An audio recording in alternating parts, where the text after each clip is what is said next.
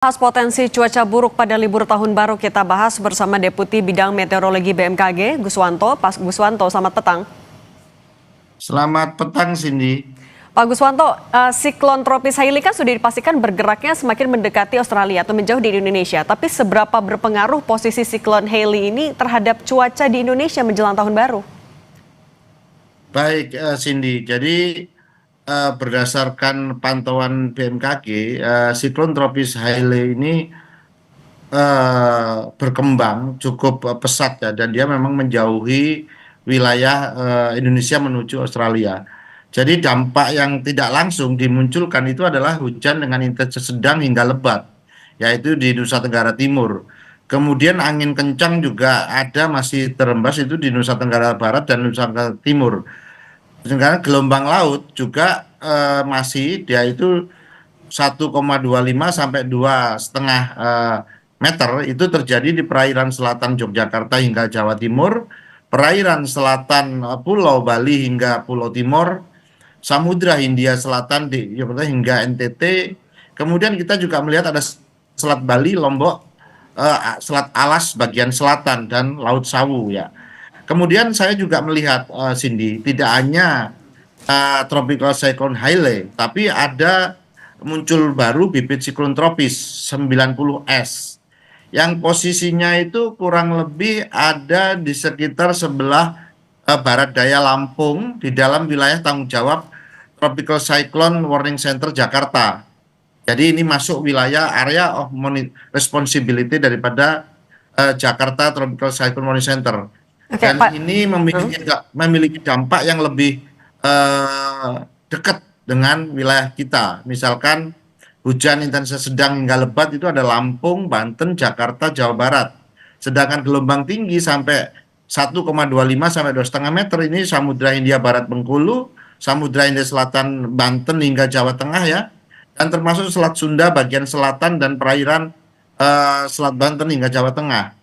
Dan masih 2,5 sampai 4 meter itu terjadi di Samudra Hindia Selatan Lampung. Oke, Pak Guswanto, tapi kalau untuk yang kita yang siklus Hailey dulu, yang siklon Hailey dulu itu harus waspada sampai kapan, Pak? Kalau kami lihat di Hailey ini sampai 2 hari 3 hari ke depan, atau kalau boleh paling lama itu 96 jam itu akan masuk daratan Australia. Oke. Biasanya kalau masuk daratan Australia dia akan punah.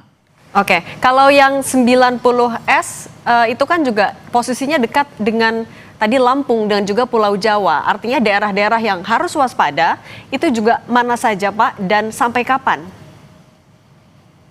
Baik, kalau kita lihat untuk daerah yang terpengaruh bibit siklon tropis 90S, 90S ini kita identifikasi kemarin tanggal 29 Desember jam 13 ya. Dan sekarang berada posisinya di sebelah barat daya Lampung di dalam wilayah tanggung jawab Tropical Cyclone Jakarta ya. Ini di posisi di laut di Samudra Hindia. Dan ini kalau kita lihat sampai kapan dampaknya tadi sudah saya sebutkan, yaitu intensitas sedang hingga lebat yang angin kencang itu ada di Lampung, Banten, DKI Jakarta dan Jawa Barat. Sedangkan gelombang tinggi 1,25 sampai 2,5 itu terjadi di Samudra Hindia Barat, Lampung, Bengkulu, kemudian juga kita Selat Sunda bagian selatan, perairan selatan Banten hingga Jawa Tengah. Dan kami melihat juga gelombang yang lebih tinggi ya, 2,5 sampai 4 meter itu ada Samudra Hindia Selatan Lampung, tapi agak lebih barat daya lagi dari posisinya. Nah, ini masih kita prediksi dalam 72 jam ke depan itu dalam posisi rendah hingga sedang untuk menjadi siklon tropis. Oke, artinya itu adalah wilayah-wilayah yang harus waspada potensi cuaca buruk ketika menjelang tahun baru, betul ya Pak Guswanto? Ya, Oke. ya betul. Pak, kalau gitu Itu juga, itu apa salah imbauan satu dari aja. BMKG, Pak? Oke, baik. Kalau himbauan dari kami, dari BMKG, yang pertama yaitu masyarakat tetap tenang dan waspada terhadap potensi cuaca ekstrim akibat fenomena yang tadi, baik siklon tropis, baik monsun Asia, baik adanya konvergensi dan lain sebagainya, itu masyarakat tetap harus lebih aware bahwa bencana hidrometeorologi basah berupa banjir, banjir bandang itu kemungkinan bisa terjadi akibat fenomena cuaca ekstrim yang tadi. Yang kedua, masyarakat juga kami berharap selalu mengupdate informasi cuaca, misalkan cuaca publik, cuaca penerbangan, dan cuaca maritim itu dari BMKG, sehingga jangan terjebak pada informasi tidak resmi, misalkan informasi yang bersifat hoak. Kami juga memiliki aplikasi telepon pintar info BMKG. Kami juga menghimbau kepada masyarakat agar lebih mengenali lingkungan dan potensi bencana di lingkungan tempat tinggalnya.